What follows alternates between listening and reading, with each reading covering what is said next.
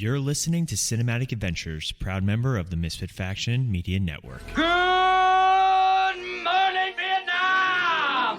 I love the smell of napalm in the morning. You're gonna need a bigger boat. I feel the need for speed. Roads? Where we're going, we don't need roads. Snakes. Why did it have to be snakes? Badges? We don't need no badges. I don't have to show you any stinking badges. You make me want to be a better man. Nobody puts baby in a corner. I wish I knew how to quit you. Love means never having to say you're sorry. He's looking at you, kid. I've always depended on the kindness of strangers. All right, Mr. DeMille, I'm ready for my close-up. Would you be shocked if I put on something more comfortable? You know how to whistle, don't you, Steve? You just put your lips together and blow. I'm not bad. I'm just drawn that way. Hello, everyone, and welcome back to Cinematic Adventures. Don't forget, if you guys are listening to us on the go, you can find us on Podbean, Apple Podcasts, Stitcher, Spotify, iHeartRadio, basically anywhere you guys get your podcast. You can also find more of our content on our website, themisfitfaction.com. There you'll find links to not only this show, but our other shows like the Multiverse Fancast and MF Uncensored. You can also find links to our news, reviews, articles, and our brand new, or not brand new, Misfit Faction Soar. So make sure you guys check that out again. That's themisfitfaction.com. As always, one of your hosts, Paul. With me in the studio today is Sean. Sean, how are you today? I am good, Paul. How about you? I'm doing all right, Sean. Oh, that's great. Thank you for asking. What a guy. I always ask. Yeah, well, we're talking about a disaster film, so I'm glad we're not talking about a disaster friendship. That's true. Thank you. I thought about that one for a minute. Good. That was Thank good. you. I like that. According to Wikipedia, this is a disaster film. Yeah, I'm okay with that. Yep. But it is the month of July at the time of recording. I don't know when this episode is getting released, but it's going to be weird scheduling-wise for the next couple of weeks, so bear with us. And just blame Paul, guys. It's all Paul's fault. It's all Paul's fault. But we are talking about the 1996 blockbuster hit Independence Day, or ID4, as it was called everywhere else. That's very true. I remember, yeah. Yeah, Very remember much. that? Yeah, the big logos and posters all said ID4 everywhere, and it didn't make sense because everybody was like, "There's a fourth ID movie." Yeah, it didn't make no sense whatsoever. But this movie is something that Sean and I have been talking about for a while, and since it is July, we just did The Sandlot. We figured, why not do this? What was our logic? July. It was July, but obviously 4th of July was last week, but we had the Obi-Wan episode that we wanted to get out as fast as we could. And I was out of town. Yeah, so it's just timing. We couldn't exactly do this episode on the 4th of July, so here it is. We're doing it a week late. I still had fun with the Sandlot episode, though. I did too. Yeah. I got a lot of things on my mind. It's still my favorite movie quote now of all time. I don't know why. You just say that to producer Melanie all the time? She's got a lot of things on my mind. I got a lot of things on my mind. I said... And she's like, what? What could you possibly have on your mind? Stuff. Oh, okay. Stuff and things and stuff. But we are going to be jumping into this movie. And I lost my things. I got a lot of things on my mind, Sean.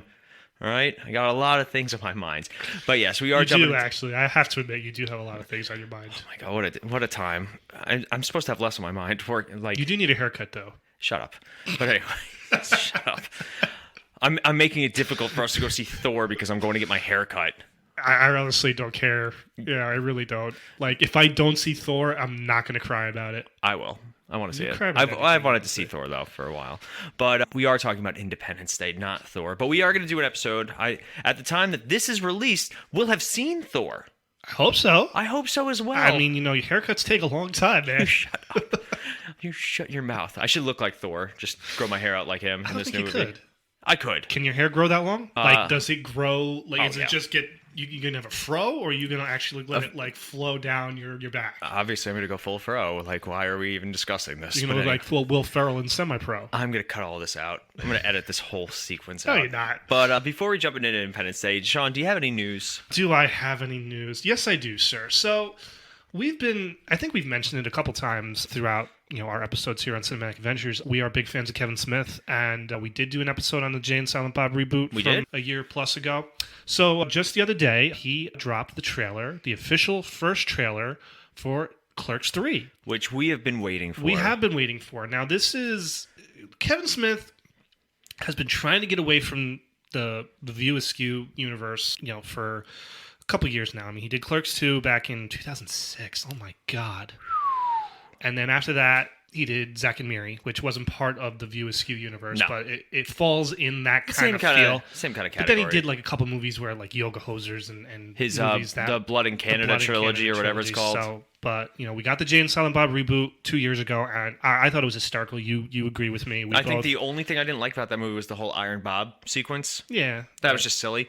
But I think the rest of the movie was just super solid, surprisingly solid. Surprising, and it wasn't released to theaters. It was released straight to Amazon Prime. Right. This movie will be released to theaters, so I'm actually very excited about that. And it's got the whole cast coming back. I mean, it's got Rosario Dawson. Rosario Dawson's coming back. Jeff Anderson as Randall. Why am I blanking on Dante, the actor who plays Dante's name? He's back. The kid who plays Elias, who I don't think he's done a single thing since Clerks 2, is coming back. So obviously Jay and Silent Bob will be there. It's very, I guess the word is meta. They're going to basically, be, making a film of Randall, and they're just going to be redoing like things from the first movie. That's pretty funny. So it looks like it's going to have that Jay and Silent Bob reboot yes. feel. And I'm going to sit here right now, and I will be shocked if when we do an episode on that movie, we're not going to be happy with it. I would very much assume we're both going to laugh. We're both going to find it funny. Is it going to be on level with Clerks 2 or Mallrats or, Dogma? We can't say right now, but we both very much enjoy Kevin Smith, and he really hasn't let us down. I think leading up to it, we'll probably do some of the other movies of his. We've done Mallrats. We've done Mallrats. Did we do Clerks and Clerks 2? I think we've done Clerks and Clerks 2. Maybe. So we probably should do Jay and Silent Bob Strike Back, and yeah. So we're looking forward to that. That is when is it coming out? That's a very good question. That is a fantastic question. I really wish we were. We are bad at this right now, and I apologize for that, folks. I really do. But honestly, I don't care because it's our podcast. We can do whatever we want. I'm not sure how I feel about that, but anyway, you don't feel a lot of things apparently. It's coming out September 4th. See, that's September 13th. Well, the world premiere is September 4th in gotcha. Red Bank, New Jersey, before its wide release on September 13th. That's cool. That is cool. That is cool, Sean. What if we could get tickets to the world premiere? Show up and say, "Hey, we're part of the Misfit Faction Media Network. We've tried to do stuff like that. Can we get Well, that was when you guys had nothing behind you. Now you at least have a What's behind me? Channel network name. I guess you could use that because when you guys did it the last time? You were just the multiverse. Yeah. So, well, we'll see.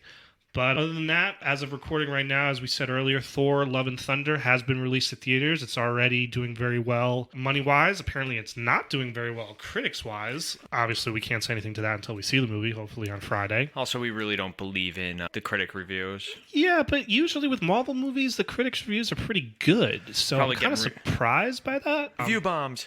So we'll see. I'm looking forward to it. Mm-hmm. Christian Bale is the bad guy. Anytime Christian Bale's in a movie, I am down. So. Yeah, I can't wait to do the Who'd Win in a Fight with Gore, his new character, and whatever other characters I can possibly think of. There you go. That'll be fun. Now, this just came to me. I knew I would remember something as I'm doing this. So I don't put any stock into it because I haven't seen any official release yet. But you scroll on Facebook and they have like these fan pages, and I never know what's real or what's not.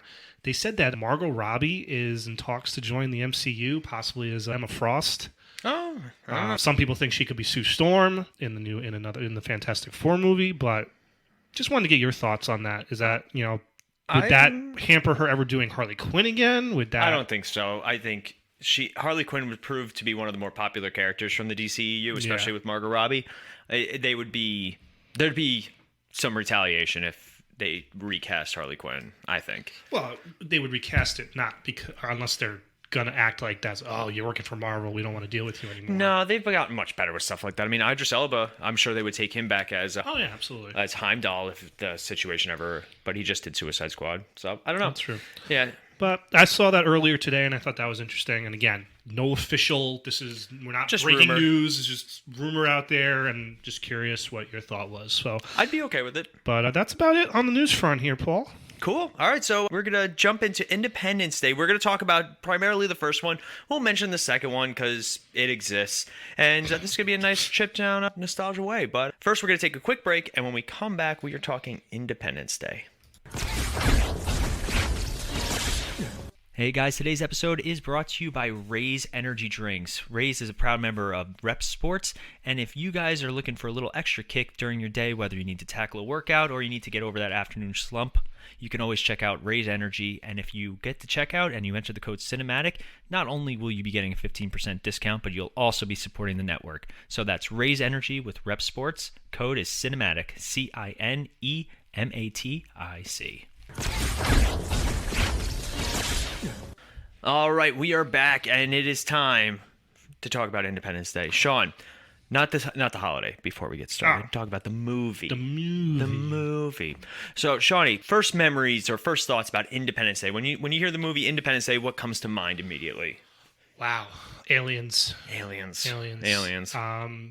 Probably, in my opinion, one of the great speeches in movie history. Greatest movie speech. I would say at least top 5. It's up there. I'd have to really look and really go through all the famous speeches said in a movie, but this is one that just gets you going when you hear it. For the every 4th of July, whether I watch the movie or not, I always YouTube that scene. Oh yeah, because it just gets you in the mood. Then they try and do it in the second one, it just doesn't land.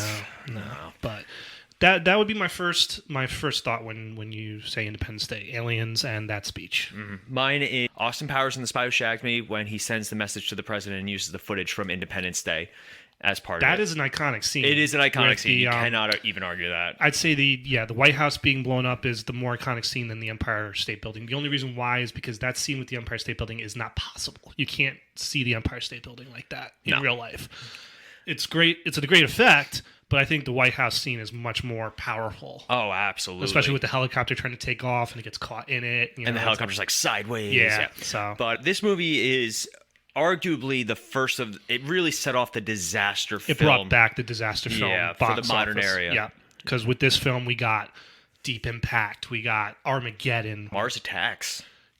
Around the same time? You're not wrong there. I can't remember if Mars Attacks is 96 or 97, but yeah, and definitely Mars Attacks spoofs, the 50s sci-fi films. So I'm not, definitely I could put that in there and not definitely agree. Mm-hmm. I'm trying to think there's other ones. Godzilla, as much as we, make fun of that movie, but that's part of this genre that, started up with Independence Day. Mm-hmm. And I know I'm missing one or two, but that's really where. Yeah, this movie really made it mainstream again. Yes, it combined the disaster film with the sci-fi. I even give it some Jaws vibes sometimes because you don't see the aliens. No, they very very few. Not till the end. Like you get 3 real scenes with these aliens, and the first is when Will Smith, punches him. Great scene. It's a great scene, but it doesn't make any sense. No. But it's Welcome to Earth. Still, this was also the one-liner. And I'm sorry, he can't have that good of a right hook.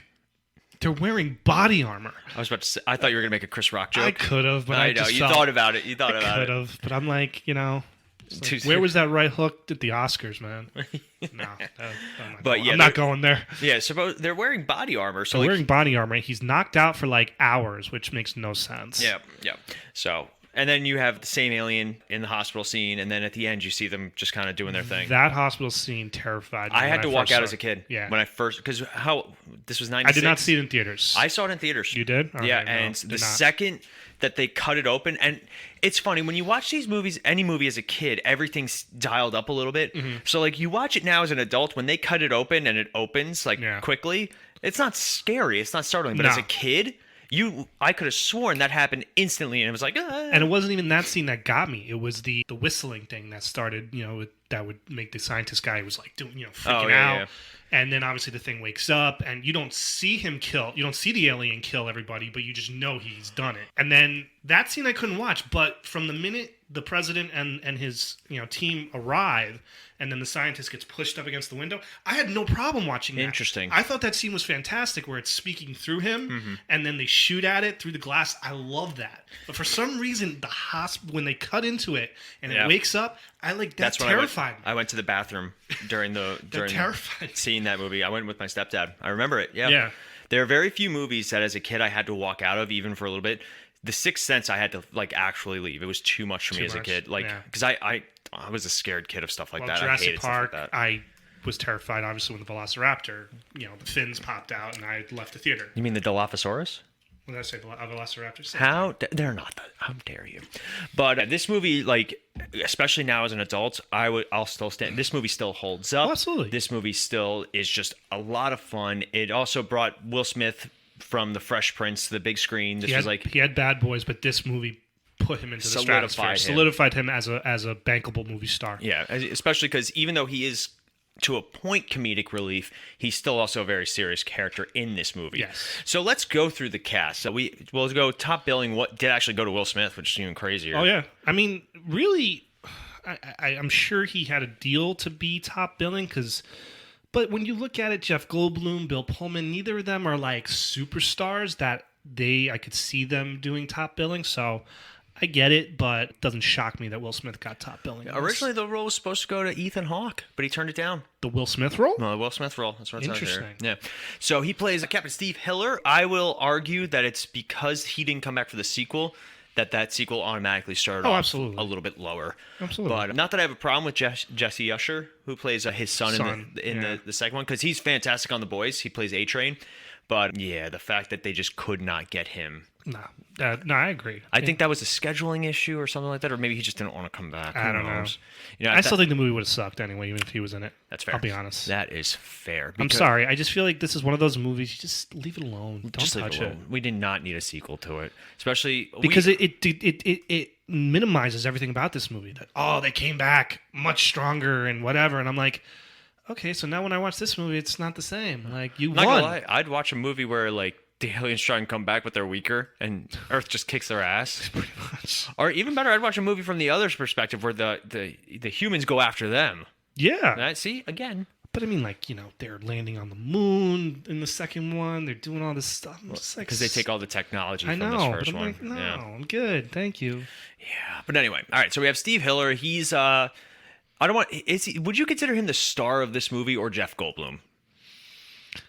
Oh, that's a very good question because really Will Smith doesn't appear till I'd say a half hour into the movie. And then he doesn't meet up with everybody until like the last third. I think Will Smith definitely deserves to be the star of this movie because when he is on screen, he steals the scenes he's in, even with Jeff Goldblum, even though I think Jeff Goldblum is fantastic in this movie. So I think Will Smith does deserve to be lead actor in this movie, but I do think Jeff Goldblum is sort of the glue of this movie. Because he also keeps the script moving. Yes. Because you believe everything coming out of his mouth. But also without him, the president and all of them wouldn't have survived. Oh, no. I totally agree. Yeah, so he keeps the plot really moving. He gets the plot to Will Smith in terms of meeting up with him later on in the movie. Mm-hmm. All right, so going down the list, we have Bill Pullman as the president. President Thomas J. Whitmore. See, I love this because literally right when this movie came out is around the time when I first saw Spaceballs. Yes. So Bill Pullman in Spaceballs and then watching Bill Pullman in this, it was like... All right, who'd win in a fight? Lone Star versus the president? Yeah. Ooh, that's a good one. I got to give it a Lone Star. You got to give it to Lone Star? Not by much, though. The president is, as you see at the end of the movie, he's a badass. He is... I found it interesting that so they do establish that one of the reasons he was elected president was because he was a war veteran and all those things. So I like how they actually put that into the story and had him, I'm a combat fighter, Bill. Yeah. I gotta fly. But I also love how they really, they feed it to you very early in the movie that, he's being attacked not so much because he's young, but because he hasn't done everything he, of course, said he was going to do. Politicians. Which, what a shock. I don't know. Politics. Honest to God, what a shock. But he also is not showing any signs of that former war veteran, former Army, Navy pilot, whatever he was supposed to have been. So you see him, he's very much controlled, maybe not willingly, but, he doesn't have the balls to stand up to some of these, Washington people early on in the movie, and then you see, obviously, after his wife dies, that he is like... He's done listening. He's done listening. I'm going to take action, and I'm going to do it myself. Mm-hmm. So I thought it was a very good performance by Bill Pullman. Not a performance you would expect Bill Pullman to do. Right. Like, I'm sure in 96 when they were like, oh, Bill Pullman's going to play the president? Like, really? Okay. He hasn't done much lately. I think he's kind of... taking a break. Maybe. He's older now. His son was in Top Gun Maverick. That's right. But this was a big time for Bill Pullman because he did this. Casper, I think, was like the year before. Mm-hmm. So he was very big. This was a big time for Bill Pullman. He was big in the 90s, Bill Pullman. You know what he was really funny in a movie that didn't deserve him? Scary Movie 3 or 4. I forgot. Isn't it He the plays, Village? he plays the Village third parody. one. Yeah, where he gets hit in the balls more than once, and he takes it like a champ. Who'd win a fight? Speaking of Top Gun, Steve Hiller, the President, or Maverick? 3-way dogfight. Maverick. Yeah, you think Maverick? I think Maverick. I think so too. But again, though, you never know. But what about Steve Hiller captaining the alien ship at the end? What about him using that alien ship in a dogfight against versus Maverick? Yes, I think I could give it to the alien, spaceship. I don't know. He beat it with a parachute. Maybe. That's very true. I've been thinking about these today. We are just going in order. We have Jeff Goldblum as David Levinson, fresh off of Jurassic Park. So. I don't know if you've ever experienced this as a kid where you don't associate, you always think actors are different people. And so when I was younger, I think I saw this before I fully saw Jurassic Park. Me too. Or maybe vice versa, but I never really put it together that they were the same actor. Because when you're young, you don't really think about it. But also, that way. when you look at him in this movie and you look at him in Jurassic Park, it's a very different look. Yeah. Jeff Goldblum's one of those actors that could play a nerd in one movie and then play a sex symbol in the other. I mean, weird. Remember right? The Fly? The Fly was one. Remember Earth Girls Are Easy? Did you ever see that? Yeah. You had me see it. I made you watch that movie. The movie's straight garbage, but there's he plays the sex alien, the good looking, muscular, really good looking alien, and then you see him in this movie and he's very nerdy computer guy. I mean, he's very good at hiding himself under a character. Now my issue though is because I've seen the second one. I think I saw it once in its entirety and I just really didn't care for it.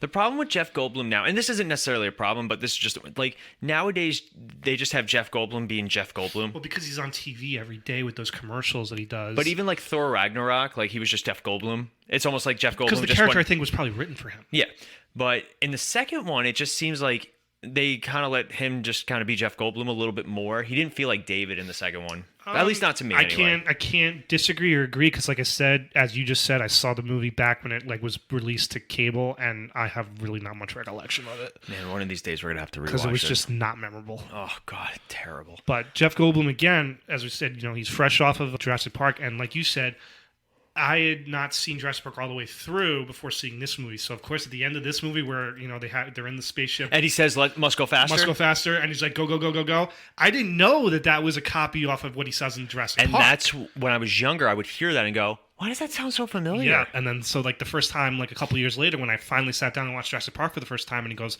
"Must go faster," I started laughing. Yeah. And my dad's like, "Why are you laughing?" I said, "Because he says that in Independence Day, and I didn't realize that this came first." You know. Mm-hmm. So that was always a fun moment.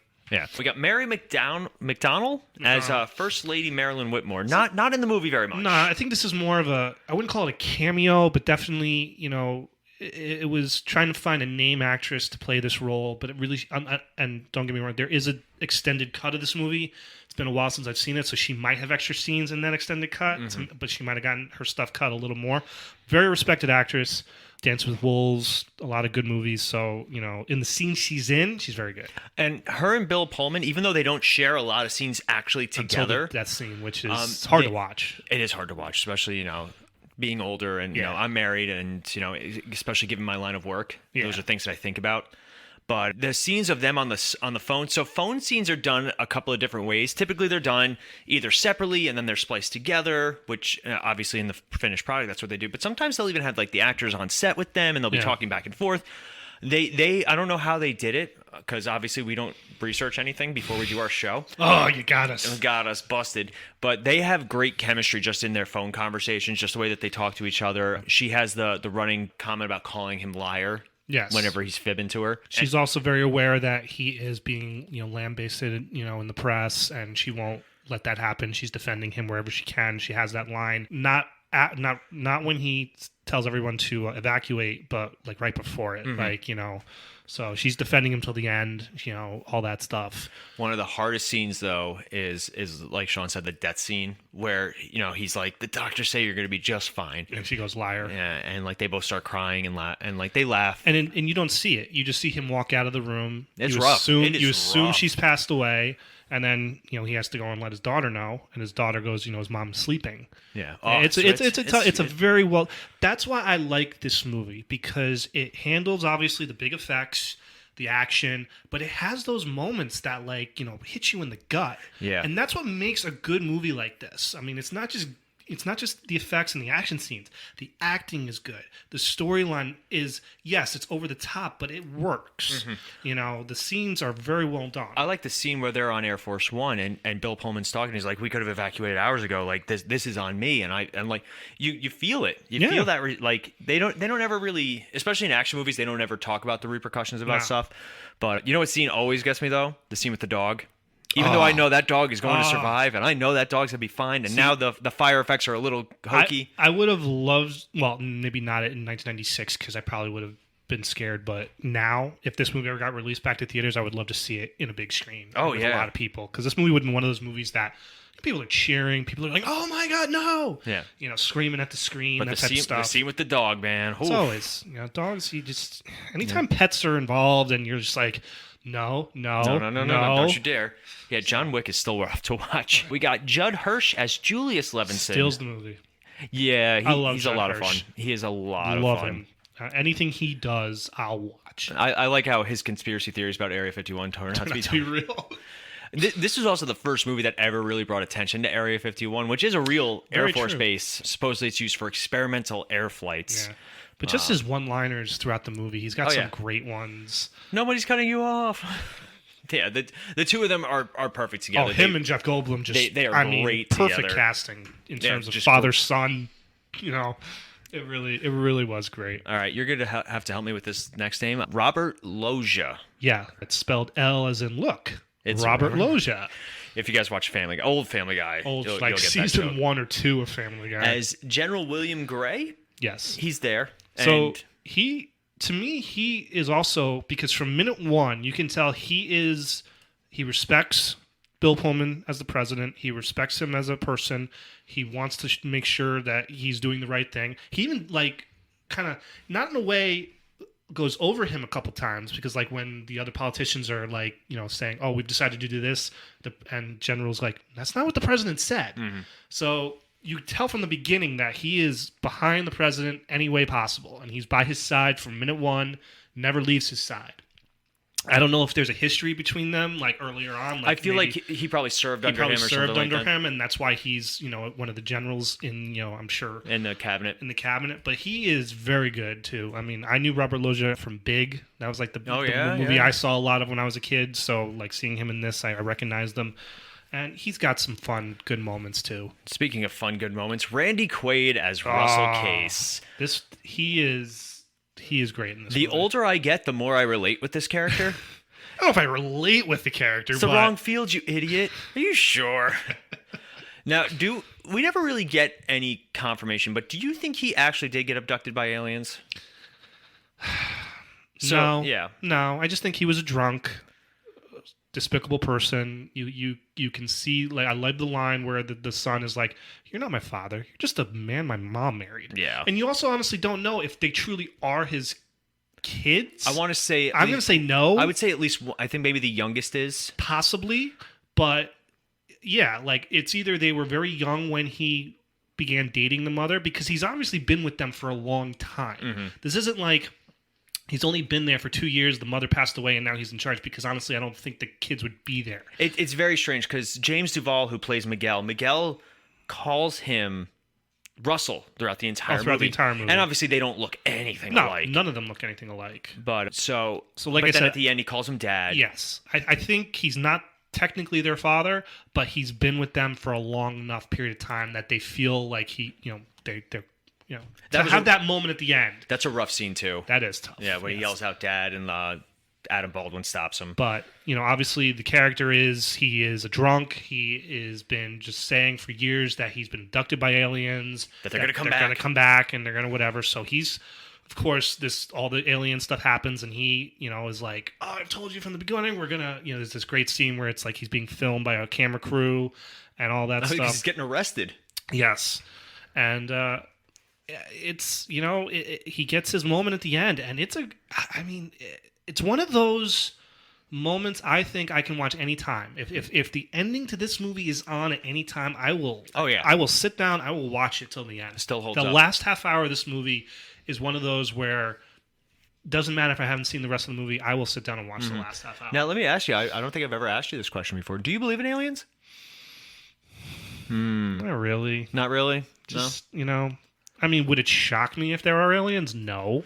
But as of right now, I can't really say I do. I mean, 2020 kind of expected it. Just everything going to hell. So... Just see the alien mothership drop down. Well, sounds about right. Apparently, Damn it! How are we going to take over the world with a white Michael Jackson? Oh, here's a planning wound. Yeah. There's a robot chicken. All the old school Adult Swim jokes coming out today. But I believe in them. I think that they're real. Okay. No, that's fair. And like I said, if it happened, I'd be like, all right, okay. Cool. We got Margaret Colin as Constance Spano. I didn't even know her name. That was a character I never really knew.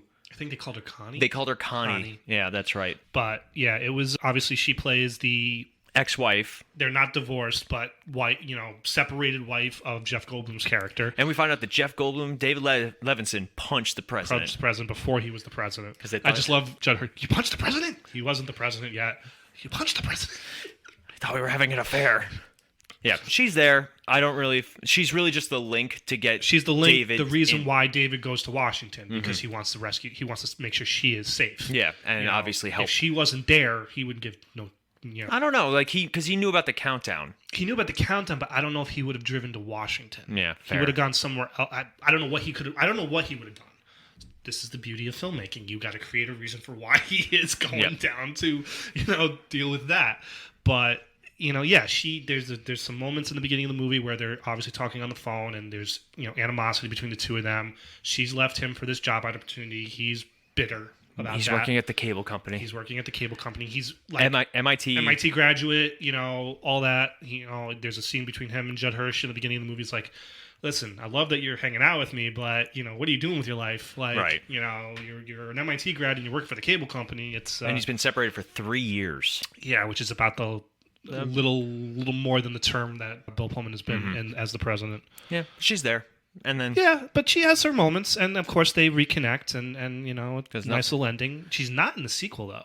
No, did they even mention her? I don't even remember. I don't remember either. You know what? There's a part of me that thinks they did mention that they ended up not staying together. Probably, which pissed me off. Sounds about right though. I know nothing like that pisses me off about the sequel. It's like, why are you going to ruin the original movie for me? Mm-hmm. I hate that.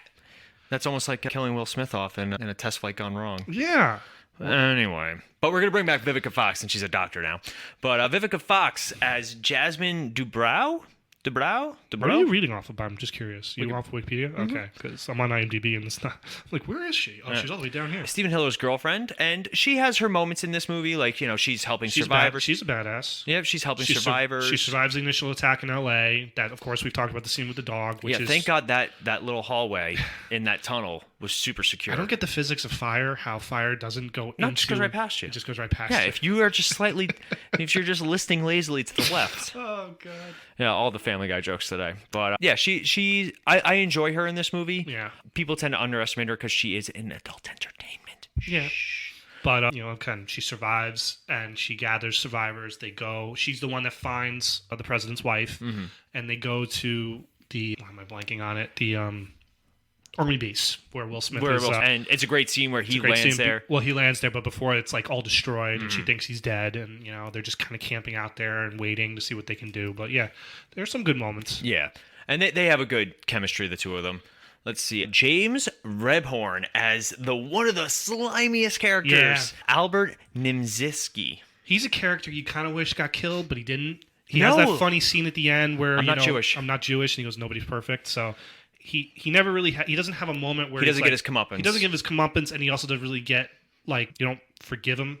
Yeah. He just kind of has that I'm a coward kind of look to him. Who would win in a cowardness competition? Because it wouldn't really be a fight. Him or the lawyer from Jurassic Park? Ooh, I go with the lawyer from Jurassic Park. Yeah. He was just he left kids in the car. That's fair. That's fair. Dude, man. That was just such a pathetic move. At least grab the kids and run, to the bathroom. I mean, that's still stupid, but, or run to the other car where, the dinosaur experts are. Yeah. So this character was described as being much like Oliver North. The character's eventual firing lampoons Joe Nimziski. Nimziki, MGM's head of advertising, who made life very unpleasant for a lot of the people during Stargate. That's funny. I like when things kind of mirror the real world. Oh. Let's see. We have Harvey Fierstein as Marty Gilbert. Not a little fun little comic relief. You feel bad when he gets killed. You don't see him die, but you assume he was killed. Yeah. Car lands on him. He hasn't done. Well, I don't even know the last thing I saw him in. He's big Broadway. Yeah, I can see it. He's very distinct voice. I just want to see him, do more makeup for Robin Williams. Unfortunately, we won't. This is Doubtfire. I know. Yeah, that was around the same time. Yeah.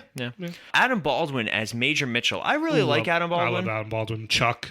He was great on it. He was in the last season of Angel. And then what's the Firefly. I got you. Don't worry, buddy. Thank you. But yeah, I really like Adam Baldwin. I want to see, and I like him in this movie, even though he's great. He's barely in it. Well, because he doesn't appear till halfway through the movie, but his scenes, he has a good few moments with the president, and he's also running a lot of the stuff at the end. Yeah, I do love the scene though. Is that glass bulletproof? No, sir.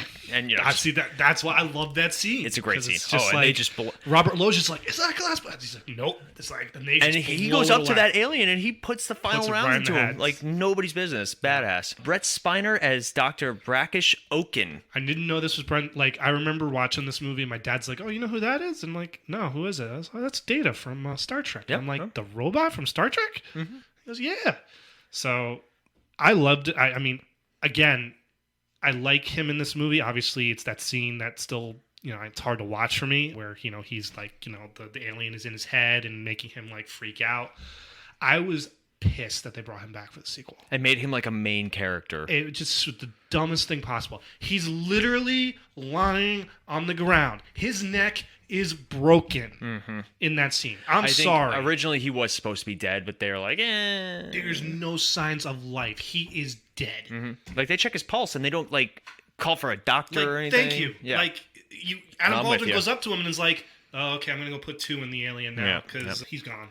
That pissed me off. As much as I like him, and he has some funny moments in the sequel, I was like, why? Why? Is Brent Spiner like an amazing person we need to have in the movie? Yeah. It's like they couldn't get Will Smith. Oh, let's get Brent Spiner instead, guys. You're so mad. You got so triggered. Wow. All right. We mentioned James Duvall as Miguel Case, the oldest of the... He looks so familiar. What else has he been in? It's driving me crazy. He was in Donnie Darko. Gone in 60 Seconds. Which I have not seen in 20 years. Donnie Darko or Gone in 60 Seconds? Oh, he's in Not Another Teen Movie as himself. Really? Oh, not another movie. I lied. I misread that. You just saw Not Another, and you were just like, oh, I know this movie. Mm-hmm. Hercules Reborn. Yeah, there's a lot of direct-to-DVD movies, TV show appearances, stuff like that. Nothing big. Nothing big. That's too bad. I liked him. Let's see. Billy Smitsrovich as Lieutenant Colonel Watson. Oh, yeah. And you see him in a bunch of things. Harry Connick Jr. We forgot about Harry Connick Jr. That role was originally meant for Matthew Perry. I could see it. I could see it. But I liked Harry Connick actually in that movie. I did too. He was very funny. The scene where he picks up the wedding ring, and the guy walks around the corner and just like, hey. Don't tell in the military. Yeah, it's you felt the friendship between the two of them. I mean, I'm assuming they were good friends off screen. I mean, they're both musicians. They were both Oh yeah, I could see big them in the early '90s, late '80s. He wasn't in that. I think that was like his first acting appearance. So it wasn't. I mean, it's not. He does well, and the scene where he dies is still. It's still a tough scene. It's handled very well. I mean, it's especially tough. Considering they're not in the same spacing. Let's see, Mai Whitman as Patricia Whitmore, the daughter of the president. I still don't know what he was trying to do though. Like where he says like Jimmy. I was like, hey man, I'm gonna try something, and like he tried to, I guess, build altitude over it. He immediately like can't breathe, and I'm like, what were you trying to do? Yeah, I don't know what you were trying to do. It's a shame, but anyway, Ross Bagley as Dylan Dubrow. Buckwheat. Yep, we don't see him. He gets replaced by Jesse Usher in the sequel. Yeah, I don't think he acts anymore, honestly. Lisa Jacob as Alicia Case, who almost goes all the way with the dude from 10 Things I Hate About You. Oh, that's right. And she's the daughter from Mrs. Doubtfire. Yep. And Giuseppe Andrew as Troy Case, the youngest. Well done, sir. Well done. Thanks, man. And luckily we talked mostly about the plot, so... We did, because we were basically going over all the plot points while we were talking about the cast. Favorite scenes? Obviously, the main destruction scene is still iconic. It is something that people always notice and always talk about it. And again, effects wise, it still, for the most part, still holds up. Yes. The scene of the dog actually jumping with the fire behind is very bad green screen at this point. But I actually really enjoy. This movie has a lot of personal moments of people brought together in tragedy that just kind of form bonds. Like Hiller and Dave. Yeah. Like Hiller tries to create this friendship immediately with him, like almost reminiscent of Jimmy. And, like, this is our victory, because he still hasn't dealt with the loss of Jimmy. And it's to make him feel better. And, like, he's like, this is important to me. And, like, Dave kind of is like, okay. But, like, you could see the two of them afterwards, like, just having a beer together. Yes. And you kind of get that sense at the when they're walking away from the wreck and they're, like, having the cigars and it's a very good scene. The two of them work so well. I mean, they're on screen for literally combined maybe 20 minutes. And that's being generous. But when the two of them are together, they're back and forth. I thought was great. When they're stuck in the spaceship and they first think they're gonna die, and they have that little heart to heart, and then they decide, okay, we're gonna just go out in a blaze of glory. They send off the missile. It releases them, and I just love the. I heard no fat lady. I heard no fat lady. Forget the fat lady. You're obsessed with the fat lady. Get us out of here. Yeah, like you could tell that the back and forth was just fantastic between the two of them. They worked really well together. Obviously, the speech is still iconic and still like every 4th of July. It's not just you. Like you'll see it everywhere. The ending scene with Bill Pullman too. I mean, and Randy Quaid. I mean. There is a deleted scene. So originally, in the original cut of the movie, he gets turned down when they were going to search for pilots. Because he's still drunk, so he turns them down, and he ends up showing up in his biplane. Yep. With a missile rubber bungee cord to his thing, and it's basically the same scene, only it's just much more crazier. Yeah. So I think they did it better. They did it better with that. He was a pilot. He can handle himself, and he sobers up. He has one of the best lines in the entire movie. I picked a hell of a day to quit drinking. And now here's my thing. When he's first getting into the fighter jet, and he hits the button and it says missile. Missile launch, and then he figures out and nothing happens. I'm assuming that's the reason why the missile at the end of the movie doesn't launch. We never really get an explanation, but that's a fair assumption, I think. But obviously, the scene where he looks at the picture of his kids and he's like, tell him, do me a favor, tell my kids I love them very much. Man, that still hits me hard. When that blue light hits his face and he goes, hey boys, I'm back, and then boom. Yeah. In the words of my generation, up yours. I do remember though, asking my parents, I was like, is he still alive? My parents are like, no. He go boom. He go boom. But he also figures out. I like this version a lot better because one of the biggest tropes nowadays is you destroy the mothership and everything else gets deactivated. Avengers was famous for it. Phantom Menace was famous for it. Phantom Menace, I still say, makes more sense because they were all droids. Mm-hmm. But this movie, at least they use that to figure out. They're like, yo, tell everybody that's their weak points. And all the shields are still down as far as we know, because the mothership does get destroyed while the shields are still down. Yes. Now the mothership doesn't. I think the mothership doesn't. By them destroying the mothership, it didn't destroy everything. They assume everyone took the ship down the way the Americans took it down. So my only question is, so basically he's like, yo, we're gonna get up there, and the shields will be down for a matter of minutes. Mm-hmm. So I just always assumed that because they never fixed it and the ship was destroyed, that all the shields are still just down. I would assume so. Yeah, because once the mothership is destroyed, there's no connection between them and the ships below on the planet. So the minute that ship's destroyed, all the other ships, don't have their shields. Don't have their shields either. Again, that's just one thing that they don't ever really address. But I always loved, obviously the whole point of this movie is, it's every country teaming together because, we're all against the same enemy here. So, you get your scene where, you see like London and Africa and Iraq and all of them are come up with a plan. They're using Morse code, which was a great scene because obviously the aliens are tracking any type of satellite use. So it was just, I really believe this movie just hit on all levels. It was just one of those, perfect combinations of cast, story, effects, timing. This is a movie that really we hadn't seen in a long time. I mean, we're going back to the 70s with your disaster films Poseidon Adventure and Towering Inferno, where you get big all-star casts and you're like, who's gonna die? That's kind of like what this movie was. Oh yeah. You don't know who's gonna survive. You got all these big names, and obviously some of them aren't gonna make it. So, but I thought it was a good rebirth of that genre that obviously got absolutely destroyed again as we went on, because that's always what happens. Happened with the horror genre with Scream. Scream reinvents it, and then it gets just toyed and toyed and toyed to death, and gets sick of it after a while. So, but yeah, no, this is always one of my go-to movies at this time of the year. If I can't watch it on 4th of July, I'll watch it fairly close by. Yeah, same. But let's talk about the sequel really quick. Oh, really quickly. Almost 20 years. 20 years to the date, because it came out in 2016. So 20 years to the date. We both even looked at each other and goes, do we want to see this movie? It's like, no. I don't think we saw it in theaters. No, we didn't. Yeah. I saw it back at the Caan house. I saw it on cable. I think I saw some of it while you were watching it. Honest to God, it must have been on like HBO or it was on demand, or maybe even one of the streamers it came on. Either way, it sucked. Oh, it sucked. I mean, it's as we've said a few times, the Will Smith character. Will Smith doesn't return to the movie. They kill his character off before the movie starts. Bill Pullman's crazy. Bill Pullman is crazy old president because he believes that they're coming back. Jeff Goldblum's Jeff Goldblum. It did more bad than good in my opinion, because I hate when you take a movie that ends on such a high note and you basically make all the characters go to hell.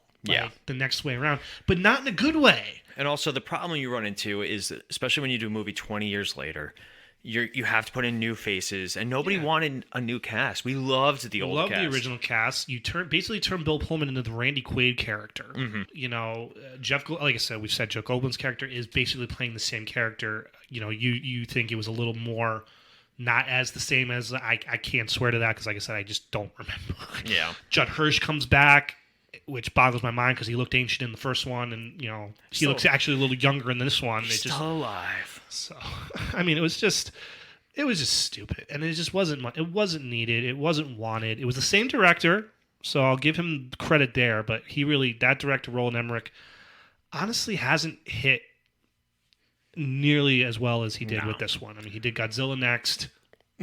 Yeah. Then he did. Why am I blanking? You got this. Day After Tomorrow, that's which I one. like. I like the Day After Tomorrow. It's watchable. And 2012, which is again watchable. It's not good, but it's watchable. Mm-hmm. Did you ever see 10,000 BC? I saw bits and pieces of it. No desire. Not for me. So yeah.